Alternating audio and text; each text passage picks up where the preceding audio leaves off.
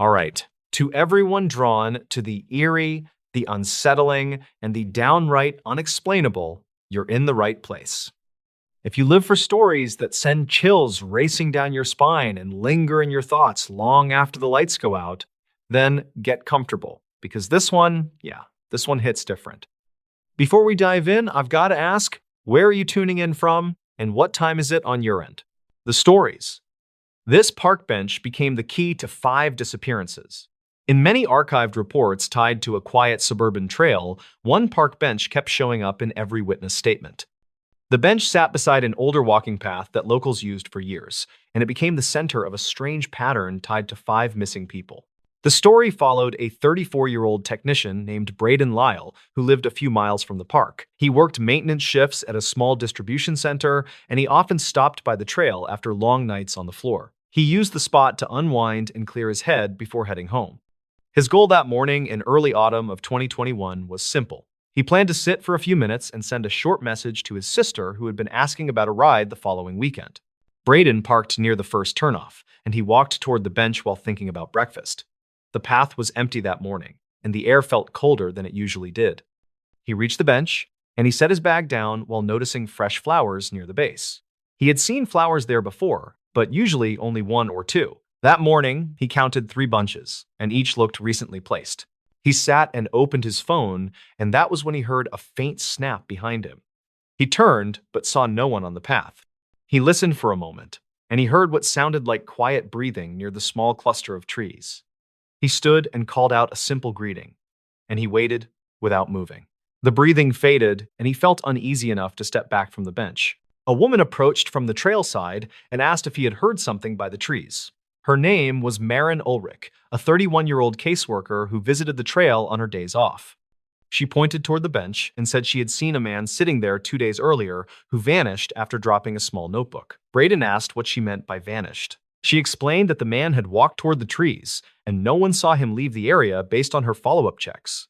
Braden felt a chill and picked up his bag, and he asked if she had looked around for the notebook. She nodded and said she had found it under the bench. She kept it at home after failing to find a name inside. She told him she could bring it later if he wanted to see it, and he agreed since the story bothered him. She said she would return in an hour after finishing her walk. Braden stayed near the bench and looked around the clearing while replaying her account. The flowers suddenly felt more significant, and he remembered a local post from late 2020 that mentioned a missing runner who often paused near that same bench. He opened an archived article on his phone and saw a blurred photo of the bench with a date stamp. His stomach tightened when he noticed the same pattern of flowers near the legs. He walked closer to the tree line and saw a strip of cloth caught on a branch.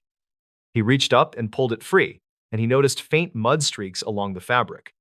He placed it on the bench and took a photo for his own record. He had done informal volunteer searches before, and he knew documenting small clues mattered when nothing else made sense. A man in his late 50s entered the clearing and stopped near the bench. He introduced himself as Arvin Drexler, a retired surveyor who lived across the road from the trail. He asked if Braden was looking into the disappearances tied to the area. Braden said he was only trying to understand what happened near the bench. Arvin nodded and said he had seen similar details across several years, and each case started with someone stopping to rest. Arvin pointed to a narrow gap in the trees where old markers hung from metal hooks. He said the markers were part of an abandoned drainage project from the early 2010s. He explained that the project left several deep maintenance pits that were never fully filled, and he believed people may have fallen into an access point hidden under thick brush. Braden asked if he ever reported that theory. Arvin said he tried, but no one followed up due to limited staff and unclear evidence. Maren returned with the notebook in her hand, and she gave it to Braden. The cover felt worn, and several pages had faint impressions of older notes. He flipped through and found a short line written on the last page. It said, "Met them again by the bench after nightfall." The handwriting looked shaky, and the ink appeared fresh compared to the other pages. Braden asked where exactly she found it. She said it had been wedged between 2 boards under the far side of the bench. Arvin leaned closer and said he had never seen anyone place a notebook there, which made him think the writer returned recently. Braden felt the temperature shift and noticed a faint draft coming from the gap in the trees. He walked toward the marked area and pushed aside thick branches. Beneath the fallen brush, he found a concrete lip with rusted bolts. The ground dipped sharply, and a hollow space opened several feet below. He knelt and used his phone light to check for movement. He saw only old tools and a broken ladder. Yet something about the depth made his pulse race. He called out to ask if anyone was down there. No one answered, but a weak echo carried the sound back. Marin suggested checking the other side of the pit for a safer angle. They circled the clearing, and Arvin pointed to a collapsed section of fencing that partially covered another opening.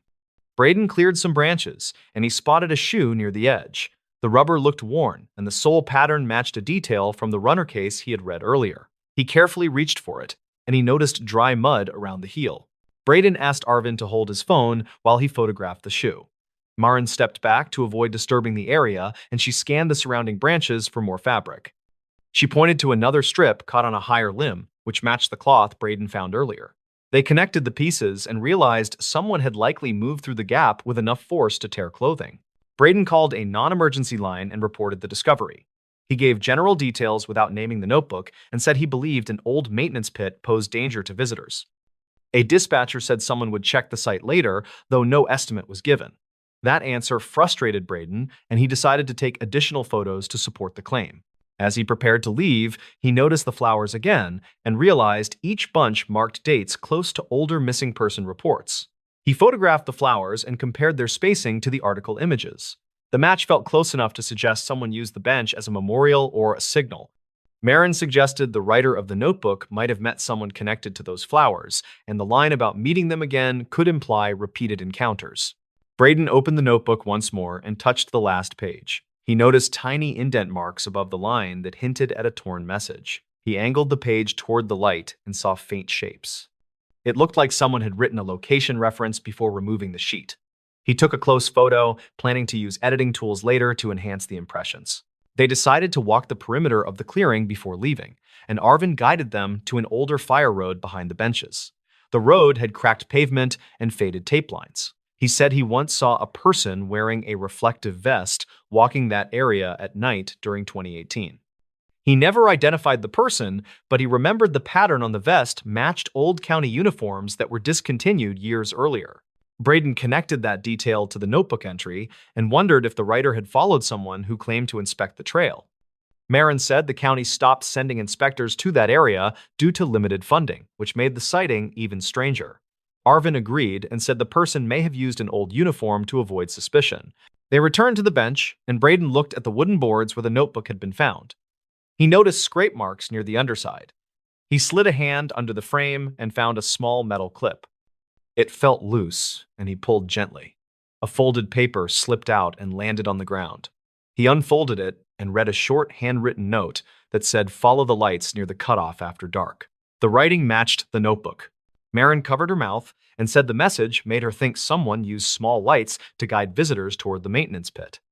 Arvin said he once saw flickering lights near the cutoff during late 2019, but assumed they were kids playing with flashlights. Braden realized the lights may have lured curious people toward the gap. They stood silently as the idea settled. The disappearances could have been accidents caused by a hidden pit and a misleading light source. The writer of the notebook may have followed the lights and nearly fell or witnessed someone else fall. Braden suggested the writer tore out the earlier page to give it to someone, possibly a friend or an officer, yet the person never turned it in. A faint gust moved through the clearing, and Braden felt uneasy again. He gathered the notebook and folded note, and he said he would deliver them to the local station as soon as possible. Marin said she would provide her statement about seeing the notebook drop 2 days earlier. Arvin agreed to guide officers to the pit if needed. They walked back toward the parking area while discussing safer trail access. Braden looked over his shoulder at the bench, and he felt a strange pull.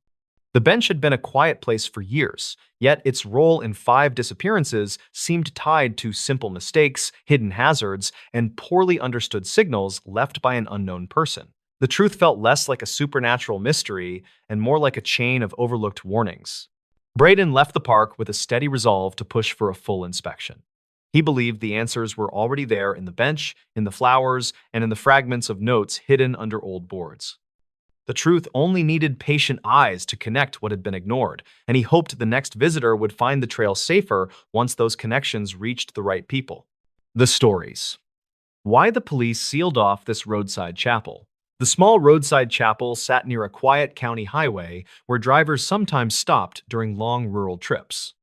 Local deputies reportedly closed it in late 2019 after a traveler found something that changed the tone around the place. The building was simple, and people usually barely noticed it. The story centered on a 34-year-old maintenance surveyor named Corbin Hale, who often drove that route for work. He lived in a nearby town, and he usually kept to a steady schedule that involved checking rural drainage markers along the highway. On a mild afternoon in late September of that year, he planned to finish early so he could meet a friend for dinner. He stopped near the chapel because one of the markers behind it looked slanted, and he wanted to document it. He walked toward the spot while carrying a small camera and a work notebook. The chapel door stood slightly open, and he remembered hearing nothing except distant traffic. He planned to ignore the building until he heard a short tapping sound from inside. The sound made him pause, and he stepped closer to check if someone needed help. He called out a quick greeting but got no answer, which felt strange considering the soft tapping kept going. He pushed the door with his boot and saw dust drifting through a bright slant of late daylight. A wooden bench near the front looked recently moved because its legs scraped fresh lines across the floor. The tapping came from deeper inside the room, which held only simple furniture and a small cross fixed above a shelf. Corbin noticed a backpack sitting beside the far wall, which did not belong to anyone he had seen earlier. He stepped in and recorded a short clip on his camera to document the scene. The tapping stopped once he moved toward the backpack. He felt uneasy, which he later described in a written statement to deputies. He returned outside and found a driver who had pulled over to check a map. That driver, named Rhea Dunford, told police she had been there roughly 10 minutes and saw no one enter or exit the chapel. She agreed to wait while Corbin called the non-emergency line to report an unattended bag because he worried about possible travelers who might need help. Deputies arrived 20 minutes later, according to their logs, and inspected the chapel with measured caution. Inside the bag, they found a wallet and an old flip phone plus a folded printed photo of the chapel. The photo looked like it had been taken years earlier because the paint on the door in that image was a different shade. The wallet held no cards, and the phone battery was nearly dead, but it powered on long enough for one deputy to see 3 saved video clips. Those clips showed brief shots of the chapel interior taken during different seasons, which suggested someone had visited repeatedly. In each clip, a bench had been moved to a different spot, and in the final clip, a faint figure appeared reflected in the small window which faced the highway. Deputies later said the figure looked like a person crouched near the bench, though the image lacked clarity. Investigators reviewed old repair records for the chapel, which belonged to a small regional trust that handled forgotten roadside structures built decades earlier. The trust produced a file showing a volunteer caretaker named Myron Keats, who went missing in early 2009 during a routine supply run. His last note mentioned stopping at the chapel to drop off paint. No clear link existed between his disappearance and the backpack, except the printed photo which matched the photography style in a few older trust documents. Investigators searched local archives for any reported visits after his disappearance and found a single entry in 2015 from a driver who claimed to see a man moving a bench inside at dusk. That report named no suspect, and the driver never returned follow-up calls. Deputies used the phone clips to frame their timeline and interviewed residents who passed through the area before the chapel closure. One witness, named Avery Lorne, recalled seeing a tired-looking man near the highway in early 2017 carrying what seemed like paint supplies. She described him as quiet and focused on the chapel path. Her statement matched the trust note, which strengthened the idea that someone remained connected to the building for years. Investigators also compared the fresh scrape marks on the floor with older photos taken by trust volunteers. Those older photos showed the bench in fixed positions, which suggested someone had moved it repeatedly in recent months. This supported the idea that the visitor returned long after Myron disappeared. When they completed their review, they sealed the chapel for safety because they believed an unknown person had been sheltering there. The person possibly struggled with memory issues or untreated fear of being found, according to one unofficial summary shared with Corbin. They suspected the tapping sound came from the bench shifting under slight pressure, which fit with his description. The unknown visitor was never located, and no missing person report perfectly matched the wallet photo, though the style resembled a younger Myron.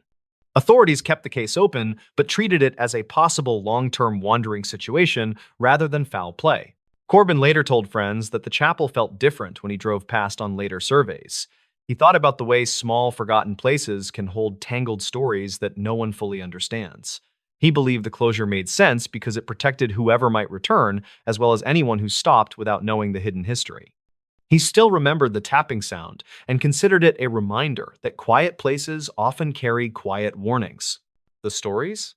A camper's forgotten tape exposed the real reason they closed the park. The old park had been shut for years after a string of unexplained incidents that locals still mentioned in quiet tones. The only solid clue ever discussed came from a small camcorder tape found inside a forgotten overnight pack near the North Trail.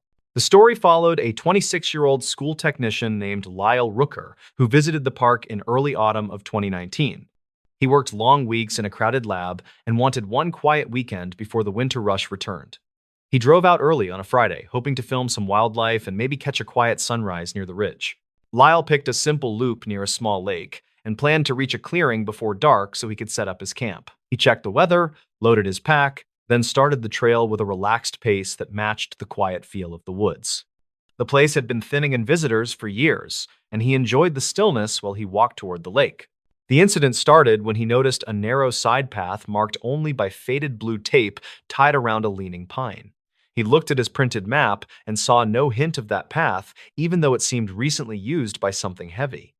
The ground showed deep impressions and a few dragged lines that he could not match with normal hiker traffic. Lyle moved closer to inspect the impressions, and he recorded a brief clip while he knelt near the dirt with the camcorder. Witness statements later noted that his voice sounded uneasy when he said he might return later to check the full length of the side path. He continued toward the lake, though he kept glancing back with a nervous expression that showed in later recovered frames. When he reached the clearing, he met a retired ranger named Colton Reeves, who often walked the trail for exercise. Colton warned him about stray dogs reported near the ridge and advised him to stay on the main path if he heard anything heavy moving. Lyle agreed, though he mentioned the strange impressions near the pine. Colton seemed unsettled by that detail and said he had not seen blue tape in that area before. That short exchange later became an important piece of the investigation because Colton described Lyle as alert and fully oriented. Dispatch logs showed that the ranger left the clearing around the same time Lyle began setting up his small tent beside the lake. The sun was dropping behind the ridge, and he recorded a simple note saying he would return home early Sunday. The complication began when distant knocks echoed across the water after sunset. The tape captured 3 sharp hits, followed by a slow dragging sound that rolled through the trees. Lyle whispered a short question, asking if someone was swinging tools, but no voice answered before the sound faded. He stepped outside with the camcorder, and the footage trembled slightly while he walked toward the shoreline. That part of the tape showed ripples moving across the lake, though the surface looked calm seconds earlier. A dim shape crossed from right to left near the far bank, but the frame blurred before any exact detail formed. Investigators later judged the shape to be human-sized, though they could not confirm height or posture. Lyle backed away, and he ended the clip with a quick excuse that he needed more light.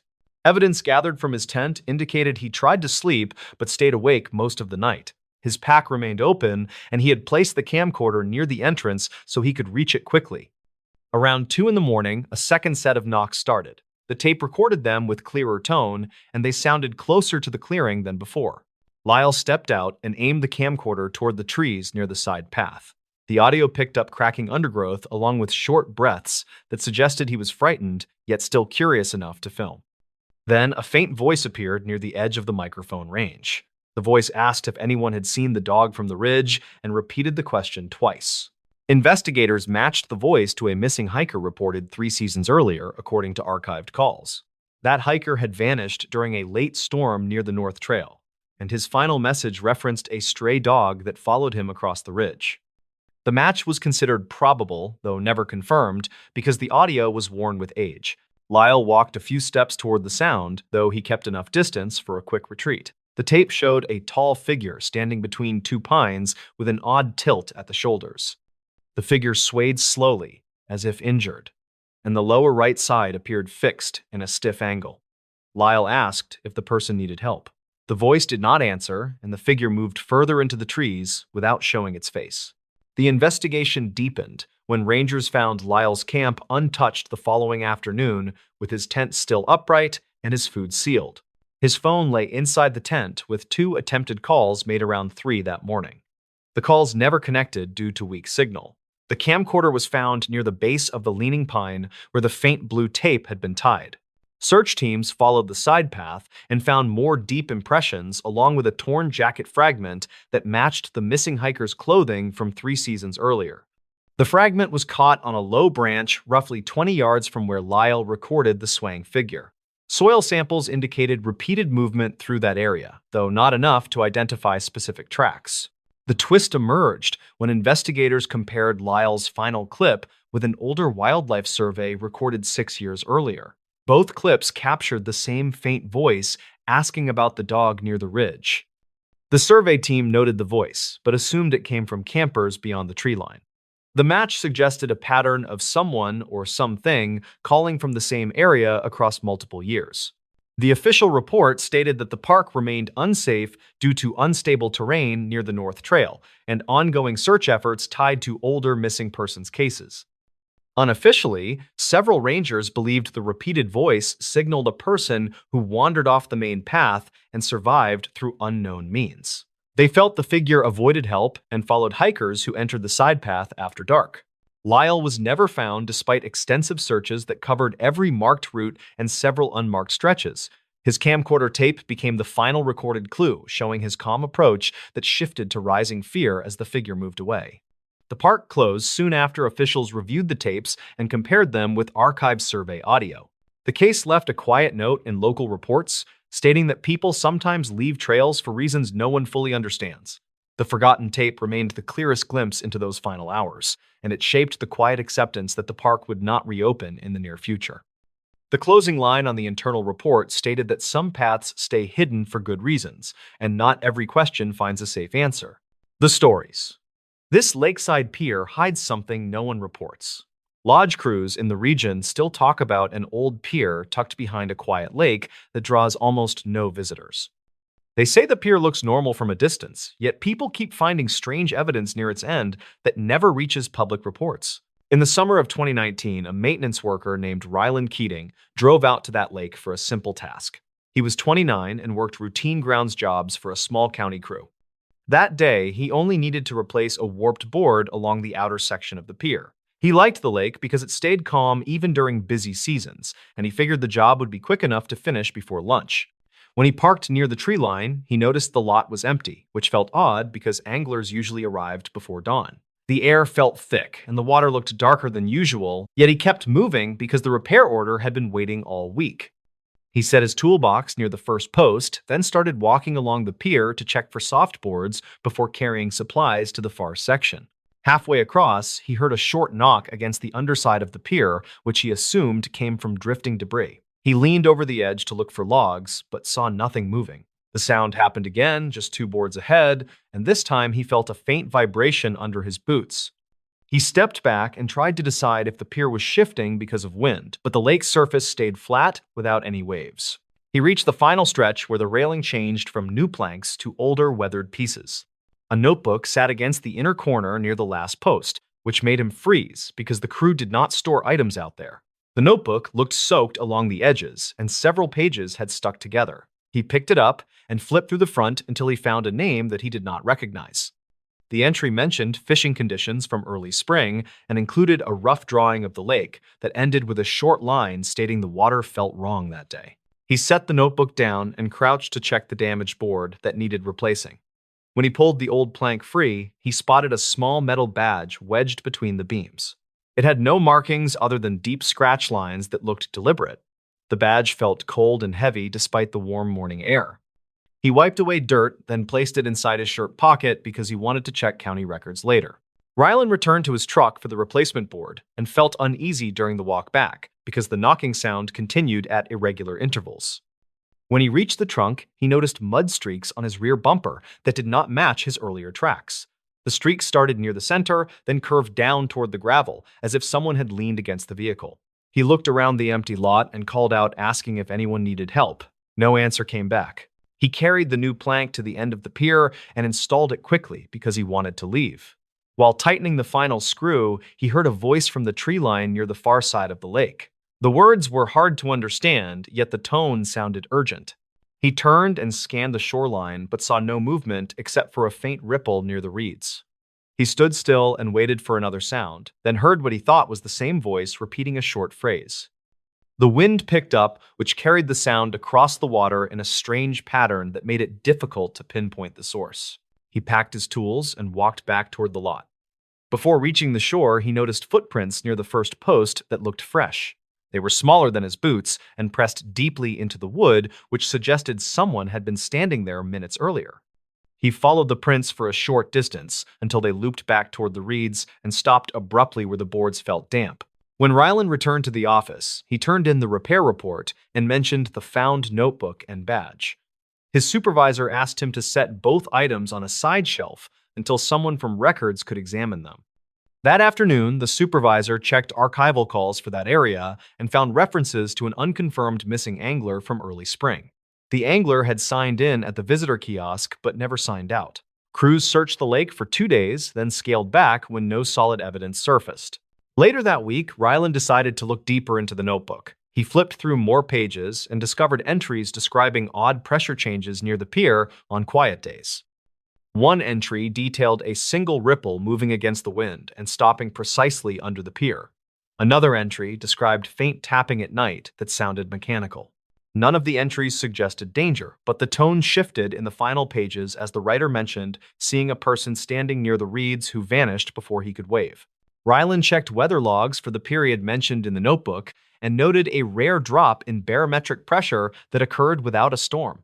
He also examined an old photo stored in his phone from a visit months earlier.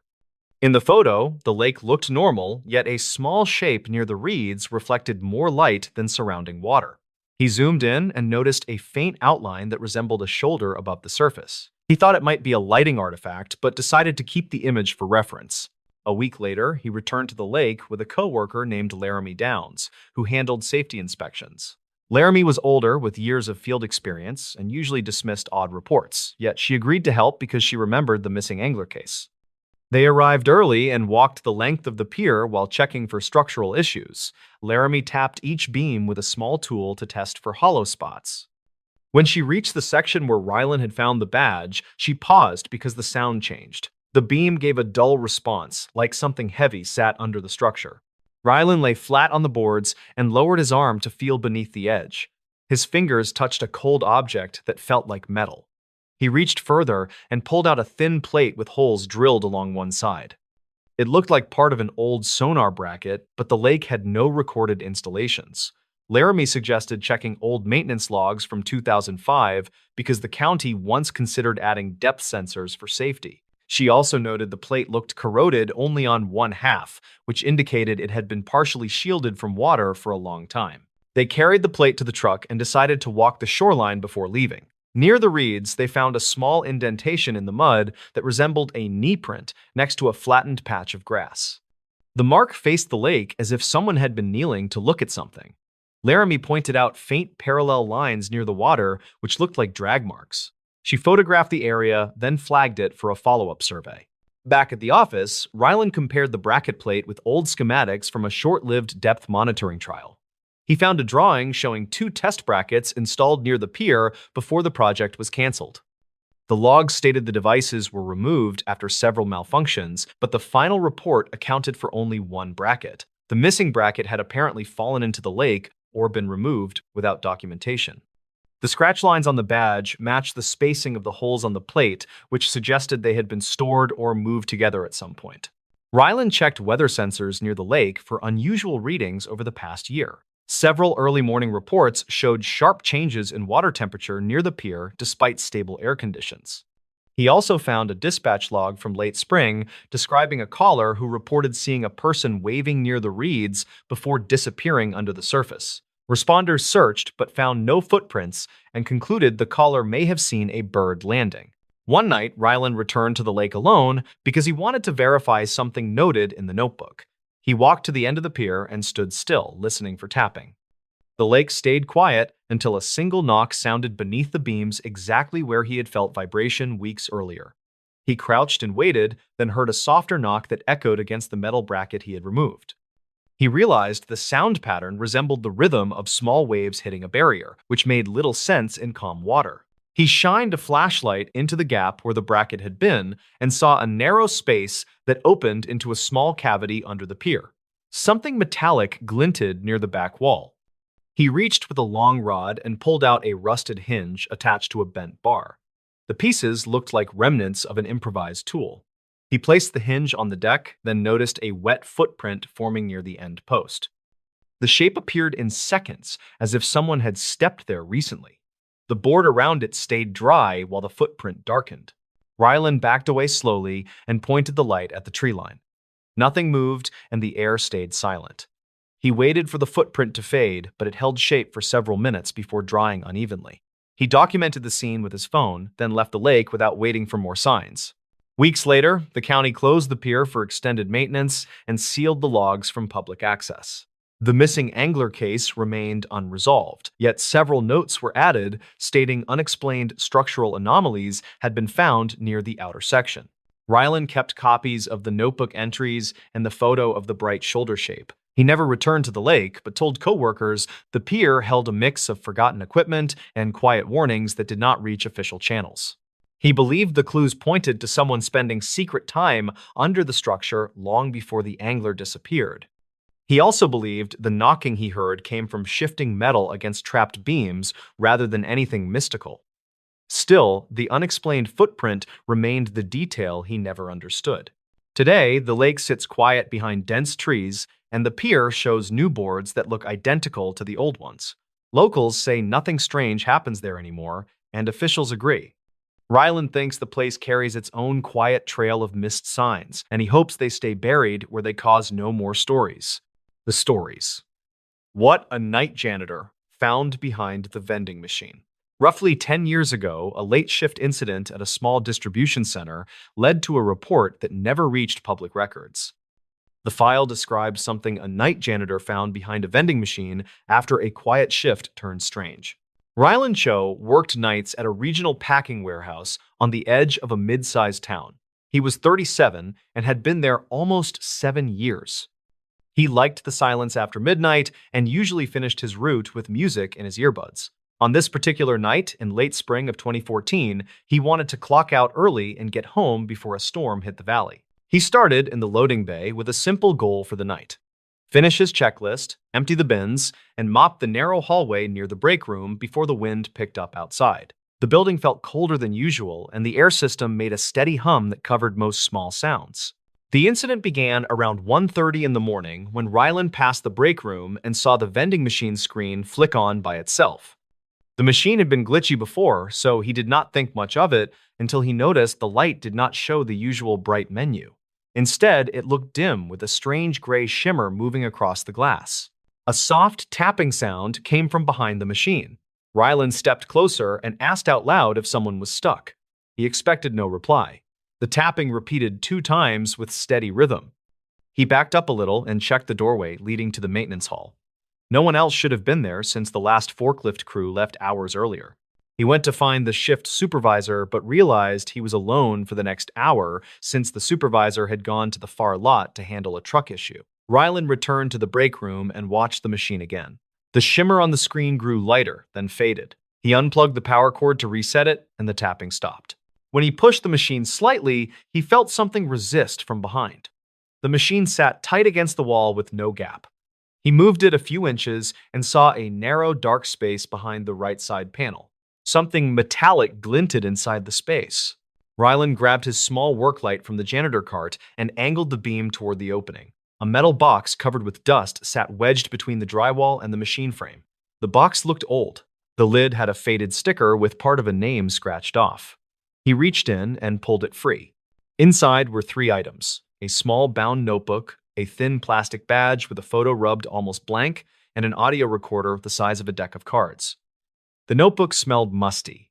The first page held uneven handwriting, saying property of Hale Dorn, who worked maintenance from 2003 to 2008 based on a short training archive. Rylan later checked. Rylan remembered hearing from older staff that Hale left suddenly after a safety investigation. Nothing official remained in the shared files. Most said he moved away. A few said he had filed complaints about strange vibrations near the break room wall. Rylan opened the notebook carefully. The first entry from early 2006 described recurring knocking sounds near the vending machine as well as faint static pulses in the wall during night shifts. Hale wrote that he made several unofficial recordings, but none stayed consistent when reviewed later. The next entries grew more detailed. Hale noted timestamps, short sketches of sound waves, and small maps of the hallway layout. One entry from late 2006 described a night when the machine screen flickered with a gray wash, similar to what Rylan had seen hours earlier. Hale wrote that the tapping seemed to follow his movements around the room. Rylan turned to the last written page dated mid-2007. It read, "I need to get someone to check the wiring before this gets worse." The lines after that looked rushed. Hale wrote that he found a small access hole behind the machine with a narrow duct running into the maintenance room. He believed air pressure changes inside the duct caused some of the sounds. The next note stated, "I still hear something moving in there, although the duct should be empty." Rylan set the notebook down and inspected the audio recorder. It contained a small tape with a handwritten label that read Night Shift Sample 2. He slipped it into his pocket with the plan to listen later under better light. He then checked the badge. The image showed Hale with short hair and tired eyes. The back listed his role as maintenance support.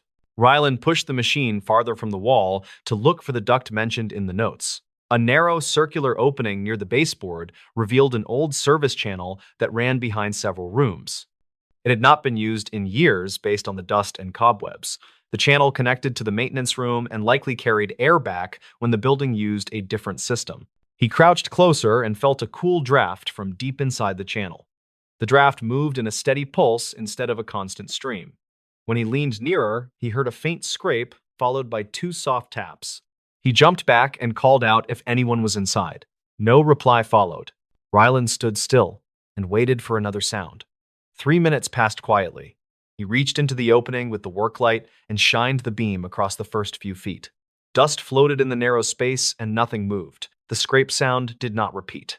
He repositioned the vending machine and photographed the channel opening so he could show the supervisor. He then finished his route feeling uneasy. When his shift ended at 3, he took the notebook and recorder home. Later that afternoon, he listened to the tape. It began with low background hum, likely from the old air system. 30 seconds in, a rhythmic tapping started. It matched the pattern Rylan heard earlier. The tapping repeated 4 times, then stopped. Hale's voice spoke quietly, saying, "I know the duct is empty, yet it keeps making that pattern." The tape ended with a short, static burst. Rylan cross-checked the tape with archived maintenance logs from 2006 available through an internal server. He found a note about air pressure complaints near the break room, but no follow-up reports. The log mentioned Hale's concern about a possible leak inside the service channel and recommended an inspection that never occurred. Rylan met with the supervisor the next night and showed the findings. The supervisor listened to part of the tape and agreed that the sound pattern matched what past crews mentioned during older shifts. He filed a report to the facilities manager, who arranged a full inspection later that week. The inspection team removed the vending machine and opened the service channel. They found a partially detached metal flap deep inside that moved when the air system cycled. The flap created repeated taps during pressure changes, which explained the pattern recorded by Hale. Inspectors also found old tools left behind by a previous contractor, which caused the scrape Rylan heard. The team sealed the channel, repaired the flap, and recommended replacing the vending machine wiring due to aging components that caused the strange screen flicker reported by both Hale and Rylan. 2 weeks later, the warehouse returned to normal. The tapping never came back. The recording was archived inside a general maintenance file, and the notebook was stored with other historical documents kept for internal reference. Rylan kept thinking about how one small discovery behind a vending machine connected him to someone who tried to document the same odd sounds years earlier. He believed Hale had tried to solve a problem that no one else seemed to notice until the notes surfaced again. The story lives quietly inside a handful of reports, and one old tape that proves how simple, overlooked issues can create experiences that feel much stranger than they are, especially during long nights when empty hallways amplify every sound. Corin prepared to leave, and he secured the logbook under his arm because he planned to hand it over to the harbor office. As he reached the ground floor, he heard a deep thud from above, like something heavy striking the metal railing. He looked up the stairwell and saw dust drifting through the pale air. and he called out in a steady voice, asking if anyone needed help. No reply came, and he hurried outside because the building felt wrong. The fog had thickened into a wall that blocked the path back to town, and he saw a faint glow near the rocks as though the skiff lights flickered through the mist. He considered walking toward the beach, and he radioed the harbor office with a brief report of strange activity near the tower. Dispatch logs indicate that Corin's transmission cut off mid-sentence, and the signal ended with a burst of static. A search team followed the path an hour later, and they found his tool pack near the lighthouse door, but not his radio or the logbook. Witness statements described drifting voices on the water that night, and one crew member claimed he saw a dim lantern moving inside the tower. The unsigned log discovered months later matched the fragments found in Corin's notes, and investigators believed the entries were written over several days. They concluded that the skiff likely struck a submerged ledge, and they suspected Corin attempted to reach survivors through the dense fog. No further entries appeared after the final line mentioning the figure on the gallery. The lighthouse remains closed today, and the tower stands quiet during most storms. Local crews say the watchroom light sometimes flickers during heavy fog, and they assume it is faulty wiring from years of neglect. The final log stays in a small archive where the pages still show faint stains from salt air and old sea fog, and the case sits unsolved with quiet respect for the missing caretaker, the nurse who refused to enter room 6 again. Lila Farnes first heard about room 6 through a short entry in an old staffing report that mentioned unusual overnight disruptions. The report was dated to 2009 and came from a small regional clinic that sat outside a quiet town with limited medical resources. Lila was 33 and worked as a traveling nurse who filled short contracts in understaffed facilities. She arrived at the clinic during early autumn when the halls felt calm and the night shift moved slowly through predictable routines. Her simple goal that week was to keep a steady rhythm while saving money for a move planned for the next spring. On her second night, she was assigned a rotation that included room 6, which held a recovering patient named Dorian Pike. He was 62 with a mild respiratory issue that required observation but posed no immediate danger. His chart suggested stable progress, which meant the room should have been an easy stop during her quiet rounds. The incident began when Lila stepped inside the room and noticed a faint tapping sound that seemed to come from the wall near the bed. The patient had been awake, and he watched her with an uneasy expression that suggested he wanted to speak, but hesitated. She asked if he needed anything, and he answered with a flat, "Please keep the lights on tonight," which struck her as odd, given his preference for darkness noted earlier by the day nurse. During her next pass, the tapping returned and felt sharper, like something struck the wall with steady intent. Lila checked the hallway and found nothing unusual beyond a supply cart resting near a closed door. She reviewed maintenance notes later and saw that workers had previously inspected the wall after a similar complaint in 2006, yet found no loose utilities or structural issues. The complication deepened when a nurse on the shift before hers mentioned archived calls made by former night staff. Those calls reportedly described patient distress related to sudden cold drafts that moved through room 6 even when vents were shut. Lila filed this in her mind, but kept her focus on what she could directly verify, which meant returning to the room with a calm approach and simple checks.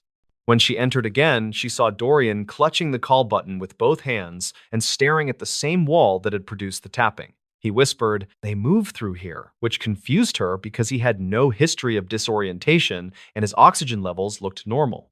She tried reassuring him, but he pointed toward a small framed print that hung crooked like someone had pushed it earlier.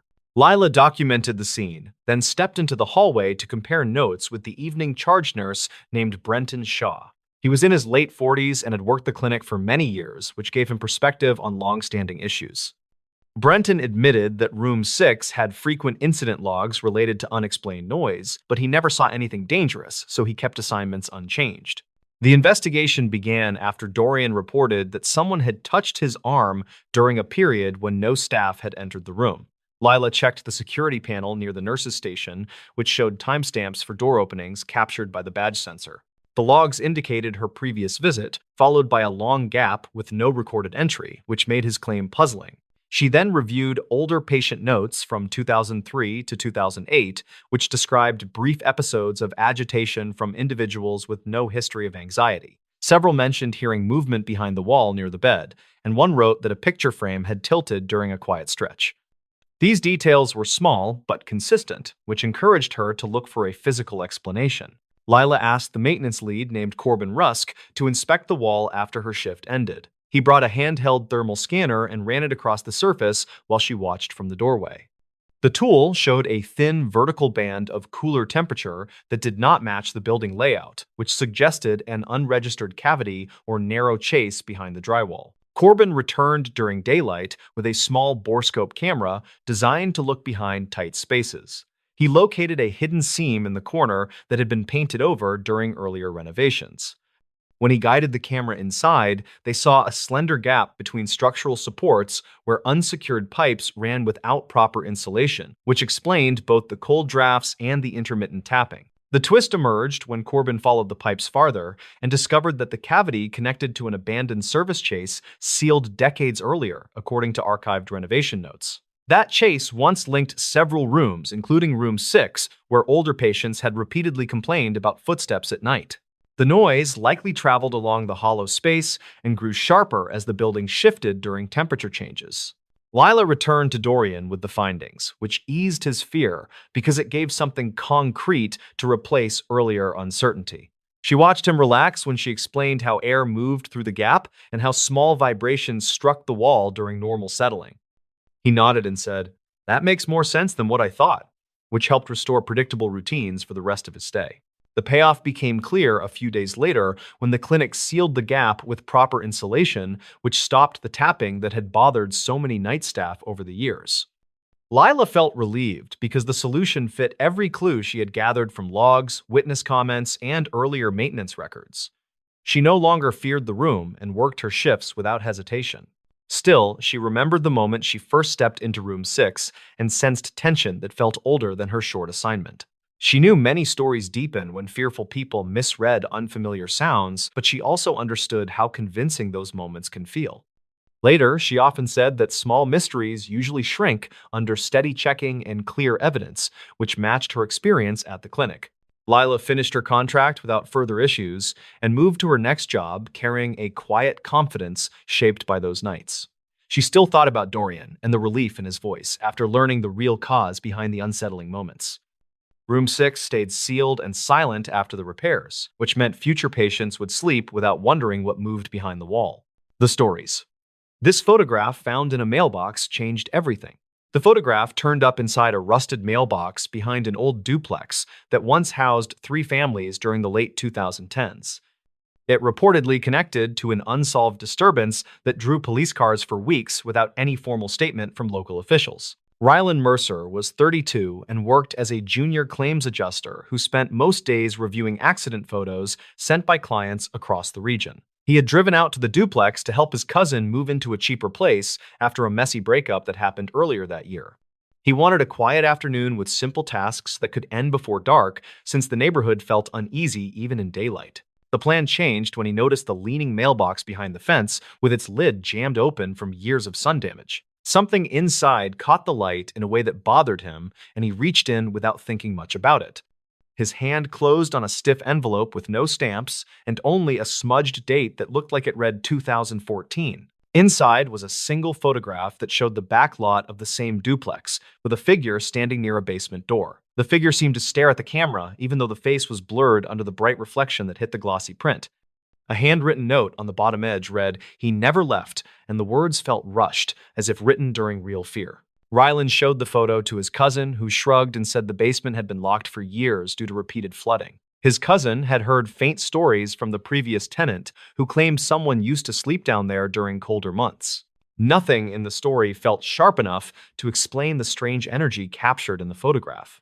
Ryland slipped the photo in his backpack, then walked around the duplex yard for a better look at the angle shown in the print. He matched the line of the fence and the shadows from a nearby power pole until he reached the exact spot where the unknown person once stood. His phone timestamp showed late afternoon, yet a sudden chill moved through the air even though the day had been warm. He took a quick photo of the canal behind the duplex to document conditions since he handled evidence types for work and trusted that habit. Something shifted behind the basement door, and he stepped back while telling himself it was only loose wood pushed by the wind. The handle rattled once, which unsettled him more than he expected. A neighbor named Corby Henshaw walked out from the adjacent unit and asked if Ryland was looking for the old inspector who used to check the lot. Corby looked about 50 and carried a half-empty grocery bag that gave off a faint scent of detergent and onions. He said the inspector came around every few months to confirm no one had broken into the basement. Rylan showed Corby the photo, and the man stiffened before saying he recognized the reflection pattern on the figure's jacket. Corby claimed the image matched a maintenance worker named Talon Griggs, who vanished from the property in late 2014. According to Corby, the disappearance never gained attention because Talon was young and moved often without telling anyone. Rylan asked if police ever searched the duplex, but Corby said they mostly checked paperwork, then suggested Talon left town for seasonal work. Corby lowered his voice and explained that several tenants reported hearing dragging sounds under the floor during storms after Talon went missing. Rylan listened with growing concern because the basement clearly leaked heavily and could hide debris without much notice. He returned to the basement door and studied the warped wood for any sign of fresh marks that might show recent attempts to enter. A faint groove near the latch suggested someone had slipped a tool inside within the last few months. His job trained him to recognize forced entry signs even when the damage seemed minor. Rylan decided to search public records at the small municipal office across town to see if any maintenance reports mentioned Talon. An older clerk named Mavis Kelter helped him check archived building logs that covered routine inspections and emergency calls. She located a brief entry from late 2014 stating that the maintenance worker assigned to the duplex never completed his shift. The entry ended with a note about a tenant hearing a loud crash near the canal path behind the property that same evening. No follow-up report existed, which troubled Rylan because something clearly disrupted the worker's schedule. Mavis encouraged Rylan to check the microfilm station since older incident summaries sometimes went unprocessed in the main system. He scrolled through grainy reels until a short police dispatch log from early the next morning appeared with a simple description of possible trespasser behind duplex. The log ended without resolution, yet two initials of responding officers matched names Rylan recognized from regional accident investigations. It remained unclear why the officers never wrote a complete summary. Rylan contacted a former coworker who now handled risk assessments for vacant structures and asked if he recalled any issues near that duplex. The coworker remembered an odd request from a landlord who wanted an estimate for reinforcement of a basement hatch rather than a full cleanup. That recommendation was denied due to insufficient documentation, which meant the door probably stayed weak for years. Rylan returned to the duplex the next morning and found the backyard quiet except for the hum of distant traffic along the main road. He held the original photograph beside the current view and noticed a missing gutter downspout that once directed runoff away from the basement. Water had carved a shallow trench that led directly to the exact spot where tenants heard dragging noises during storms. He moved closer to the door and pressed his ear against the wood to check for echoes that could reveal hidden cavities behind the interior wall. A faint hollow sound suggested a gap large enough to hide debris that might include personal items left by Talon. He reached for the handle, which gave slightly, as if someone recently replaced a rusted hinge without securing it tightly. Corby approached again and warned Rylan that previous tenants avoided the basement after a courier discovered an old backpack wedged behind a drain pipe. The courier returned the bag to the landlord, who claimed it belonged to a temporary worker, yet no one retrieved it. Rylan realized this detail lined up with the approximate time of Talon's disappearance. He asked Corby where the landlord moved and learned the man relocated to another county after selling the duplex in 2021. Rylan checked property records later that day and found a short transfer note indicating the landlord left behind several unclaimed storage boxes. Those boxes were marked as low priority during cleanup, which meant their contents might still sit in a small maintenance shed. Rylan walked to the shed behind the duplex and spotted 3 dust-covered boxes stacked under a sagging roof tile that drooped toward the canal. Inside one box, he found scattered papers, including an old shift sheet with Talon's name and a checklist mentioning repairs near the basement hatch. Another page listed a complaint about a foul smell rising through the floorboards after heavy rainfall. He took photos of the papers, then looked up when a sudden gust rattled the shed door hard enough to shake loose dried leaves. The wind pushed a loose shingle that clattered onto the ground near his feet and broke apart in a puff of dust. The noise startled him, but reminded him that the property had been poorly maintained for years, which supported the idea of an overlooked accident. Rylan returned to the basement and used a small pry bar from his cousin's toolbox to loosen the frame without causing obvious damage. The door opened with a dull crack that carried through the quiet yard like a tired breath escaping from a sealed room. A wave of stale air rolled out, followed by the faint scent of metal and wet soil. He stepped inside and turned his phone flashlight toward the far wall where the drainage pipe curved behind a pile of rotten boards. Something glittered near the edge of the light, and he reached down to pick up a crushed reflective jacket with a missing zipper. The reflective pattern matched the same glare seen on the figure in the original photograph. A small utility tag sewn to the jacket listed the initials TG, which aligned with Talon Griggs, and confirmed Rylan had found evidence connected to the missing worker. He dug through debris nearby and uncovered an old clipboard that held one final maintenance note describing a sudden collapse caused by shifting soil near the hatch. It suggested Talon was preparing to reinforce the area before something destabilized the ground. Rylan followed the damaged soil path toward a narrow cavity under the floor where water pooled during storms and carried loose items into deeper pockets of mud. He found scattered tools with dried corrosion that indicated the worker likely became trapped by collapsing debris during heavy rainfall. The shifting soil and poor structure could have hidden the incident from sight for years. He contacted local authorities who reopened the case and confirmed the basement conditions created a perfect scenario for an unnoticed accident involving a lone worker. Officers documented the findings and credited Rylan's persistence for revealing the long-ignored evidence that connected the photograph to the missing maintenance report. Corby watched from the fence with a quiet expression that mixed relief with sorrow. Weeks later, Rylan returned to the duplex before his cousin finished moving in and paused near the mailbox where he first found the photo. The rusted metal still leaned forward, as if trying to offer one final warning about secrets left unmanaged in quiet neighborhoods. He understood now that the image was not a threat, but a trace of someone trying to signal unfinished work. He placed a small flower near the fence, then stepped back toward his car while thinking about how easily small details vanish when people move on. The photograph no longer felt ominous because its message became clear through patient evidence and careful listening to forgotten reports. Rylan left with a quiet respect for the worker whose final shift had been frozen in that single frame. The stories. What's buried beneath that motel parking lot? In 2013, a small highway motel outside a rural town gained quiet attention after workers found strange soil layers under fresh asphalt. The case never reached headlines, but locals still mention it when strange noises come from the empty lot at night. The story centers on Rylan Mercer, who was 29 and worked as a nighttime maintenance tech at the old roadside place. He lived in a small room near the supply shed and handled plumbing issues plus late check-ins during slow months. On a chilly night in early autumn, he planned to replace worn bulbs along the back walkway before closing the service desk. He walked out toward the alley where the lot met a row of overgrown trees that blocked wind from the highway. He carried a small tool bag and wanted to finish the job before storms reached the ridge. He heard gravel shift under a passing truck but ignored it and kept moving toward the flickering lights. The first incident happened when he tried to pull a ladder from storage and felt the ground dip under his feet with a dull cracking sound. He stepped back fast because the asphalt felt soft in one oddly shaped patch near an older drainage grate. He knelt with caution and pushed a screwdriver into the crack, but found soil that felt looser than normal fill. Rylan went inside and wrote a brief note about the issue, because the motel owner wanted records of every minor repair. He grabbed a flashlight and returned outside to check the area again, since guests sometimes reported old pipes vibrating under the lot. He pressed his heel against the weakened spot and felt a faint vibration that did not match normal pipe flow. The complication grew after he asked an older guest named Hollis Grant if he had heard unusual sounds during his stay. Hollis said he heard steady tapping under the pavement around midnight 2 nights earlier.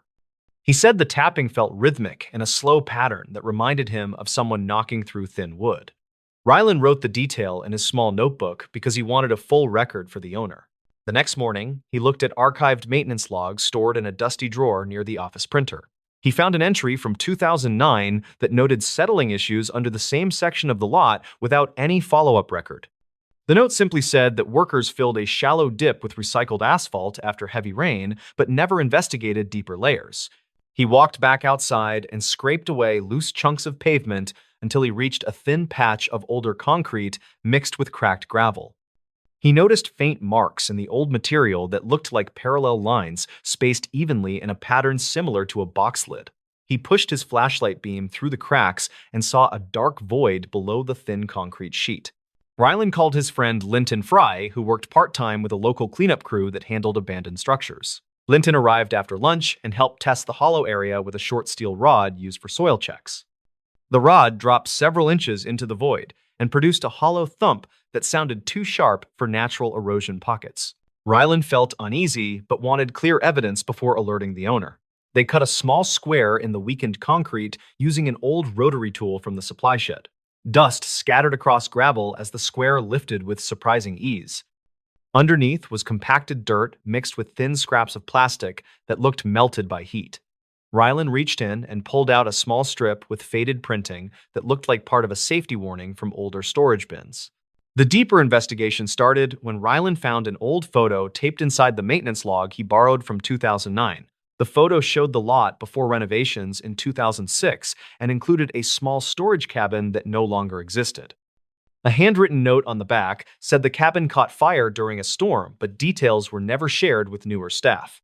Ryland asked the owner about it, but only received a quiet answer that the cabin was removed after a minor electrical issue. Ryland then checked archive dispatch logs stored at the county library and found a brief call from July 2006 that reported a small fire near a roadside property matching the motel's mile marker. The call mentioned unknown materials stored inside an abandoned cabin that smoldered before firefighters cleared debris.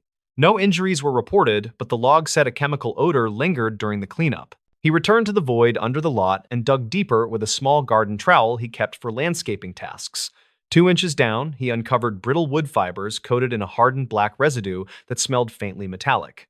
Linton suggested the residue looked similar to burned plastic from older industrial crates. They kept digging until the trowel struck a thin metal edge shaped like a corner bracket. They widened the hole and exposed a rectangular metal frame with charred wood inside, almost like a collapsed storage box left under the ground during repaving. Ryland found a faded barcode sticker fused to the metal, but the numbers were unreadable, except for the last 3 digits, which appeared as 416. He checked supplier records from the motel office and saw older inventory tags that used long strings, ending with the same 3 digits. The tags belonged to a discontinued supplier that shipped chemical cleaning agents in reinforced boxes. The twist came when Ryland realized the rhythmic tapping reported by Hollis might connect to shifting air pockets trapped under warped metal panels. He tested the theory by placing a board over the hollow section and stepping on different spots. Each step produced a soft knock from moving metal that echoed through the buried frame. The tapping was not from a person, but from trapped panels flexing after years of underground corrosion. He called the motel owner again with all findings and explained that the lot might contain remnants of a burned supply cabin that crews buried instead of removing fully during renovations. The owner sighed and admitted he purchased the property after the fire and assumed everything had been cleared by the previous crew. He agreed to bring in a licensed team to remove remaining material. When the cleanup team started work, they found several melted storage boxes that had fused together during the 2006 fire. The boxes contained expired solvent containers that ruptured during heat exposure. Crews confirmed the ash smell came from plastic and wood that settled unevenly under asphalt after the rushed renovation. They transported the debris to a proper disposal site and filled the cavity with stable soil. After workers repaired the pavement, Ryland walked the lot at dusk and listened for any sign of hidden noise. The tapping had stopped, and the ground felt firm under every step. He wrote a final note describing the discovery and placed it with other logs so future staff could understand the history. People still mention the motel when storms roll across the ridge because the lot glistens strangely after heavy rain. Ryland thinks the glimmer comes from newer asphalt mixing with old gravel, but he also knows that memories of buried things often linger longer than anyone expects. He told Linton the mystery felt smaller once evidence replaced fear, and Linton agreed as they locked the shed and watched distant trucks roll past on the quiet highway.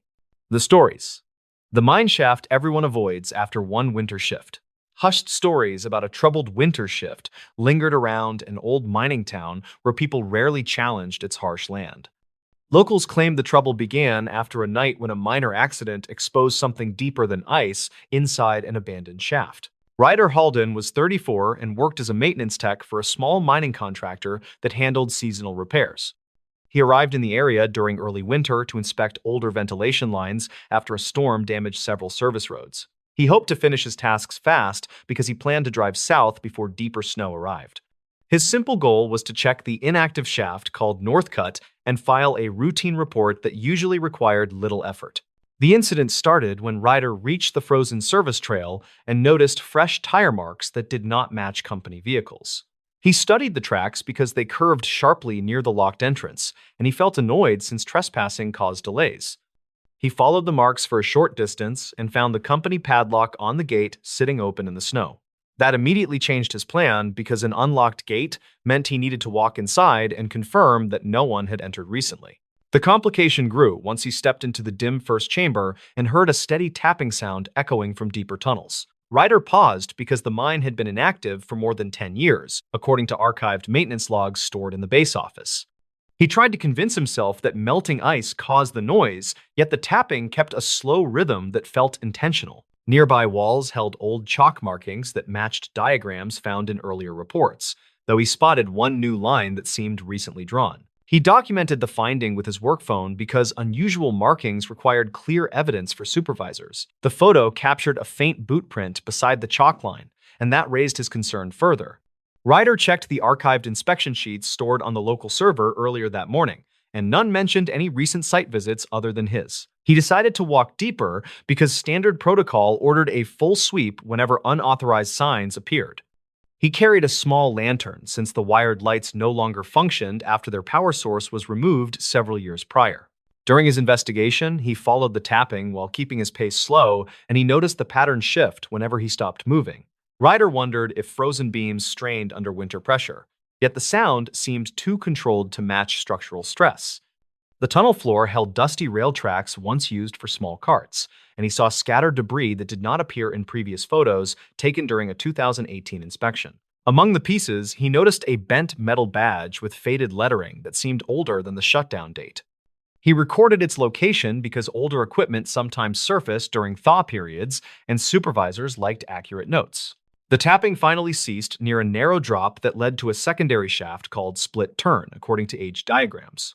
Ryder checked archived calls from the company emergency line on his tablet because the area once hosted minor cave-ins, and he found one brief report from 2009 that mentioned a missing day laborer whose case ended without clear closure. The record did not list a name, and Ryder assumed it was a typical incomplete file from seasonal hiring cycles. Still, the timing of the tapping felt too strange and forced him to rethink his assumptions about the site. He crouched near the drop and shined his lantern downward, where he spotted a small fabric scrap wedged between two beams.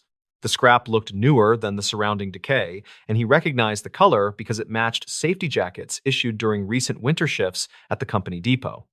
Ryder felt uneasy because no crew members reported missing gear that month, and the depot logs showed no issued jackets beyond standard signouts. He reached for the scrap carefully and noticed dried dirt on its underside, along with faint char marks that resembled contact with a heated surface. As he studied the scrap, a distant metallic clang echoed from behind him, which made him turn quickly. Ryder called out for any possible trespasser, and his voice bounced through the tunnels without a reply. He replayed earlier photos on his phone to compare debris positions, and he realized a thin wooden plank on the floor behind him now leaned at a sharper angle.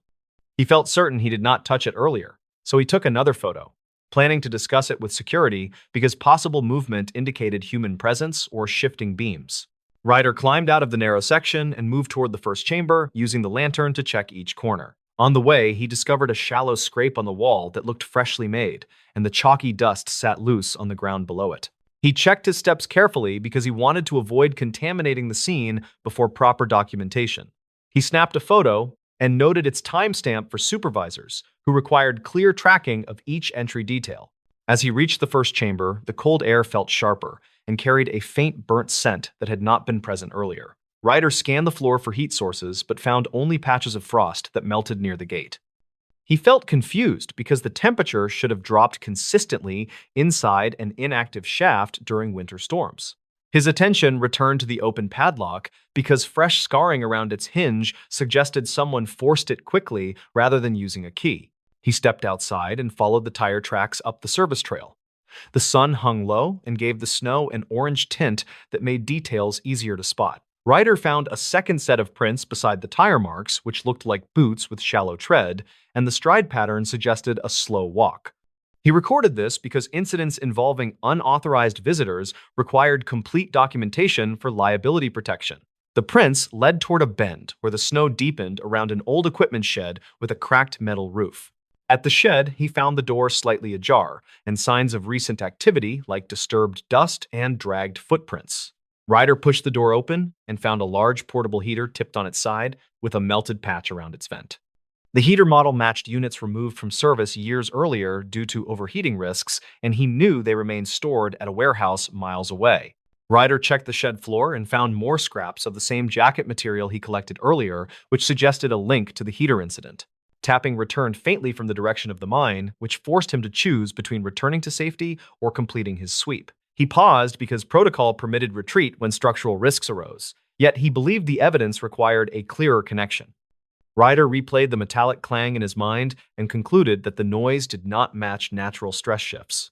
He walked back toward the gate with steady steps while comparing earlier tire tracks to ensure no new marks appeared during his absence. Inside the chamber again, Ryder traced the tapping to a side tunnel sealed during the 2009 incident mentioned in archived calls. The seal consisted of old boards nailed across the tunnel mouth, yet one board sagged as if recently disturbed.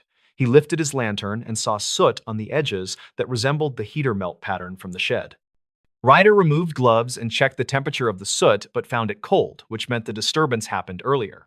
Behind the boards, he noticed another chalk mark shaped like a short horizontal line above a circle. He tried to recall earlier diagrams and realized this symbol appeared in a forgotten annex report describing temporary holding zones used for equipment staging. Ryder removed a loose board and peered into the dark opening where he saw a narrow pit with metal fragments scattered along its base. Among them, he saw a torn patch of the same jacket color that seemed older with deeper dirt embedded in its fibers. He lowered his lantern deeper and noticed something else. A structural support beam bore a fresh dent shaped like the corner of a heater casing. He understood then that someone tried to use older gear to heat part of the tunnel, possibly to locate or free something buried under the pit.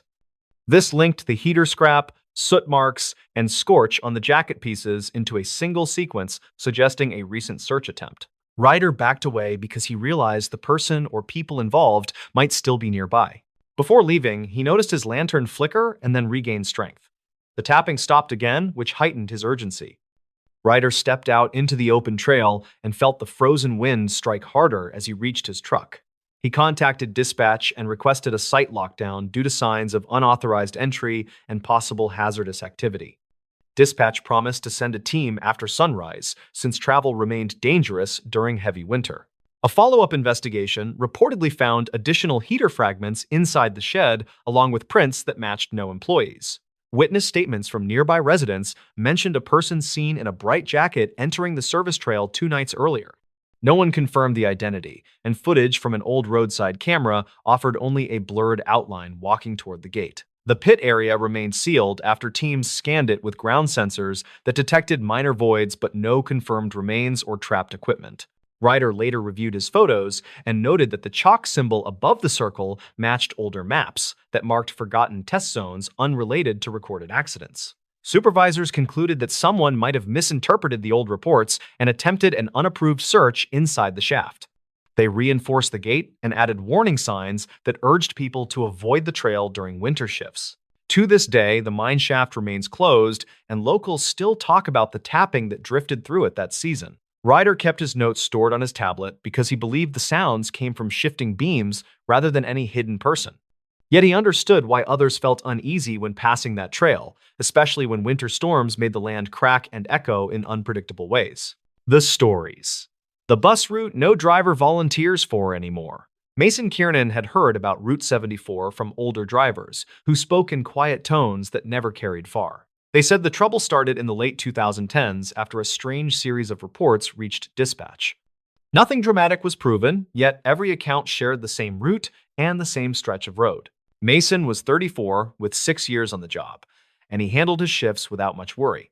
He covered suburban loops near a quiet industrial strip, and most days followed a predictable pattern. He enjoyed the routine since it felt steady and harmless.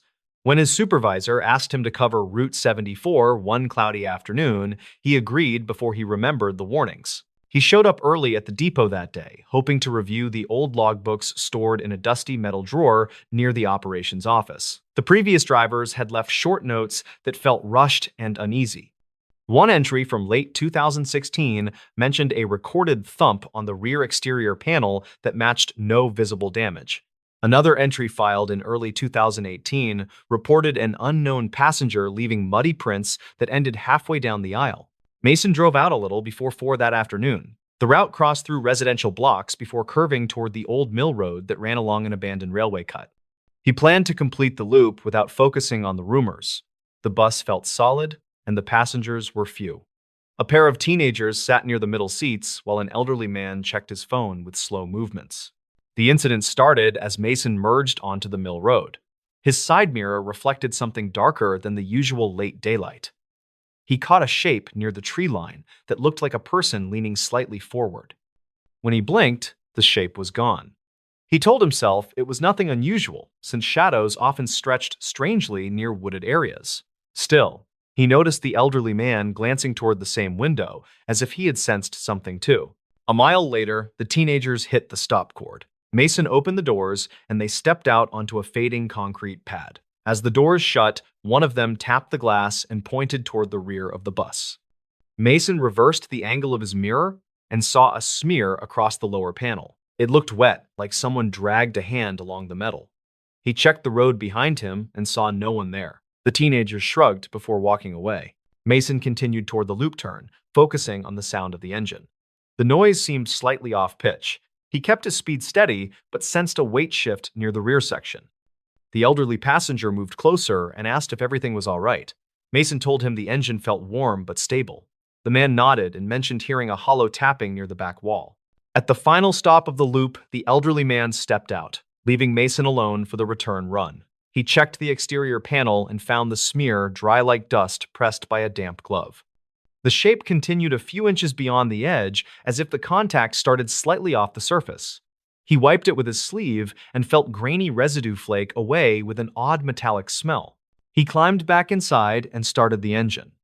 The interior lights flickered once as the gear engaged. He made it halfway up the hill before a heavy thud sounded near the emergency exit.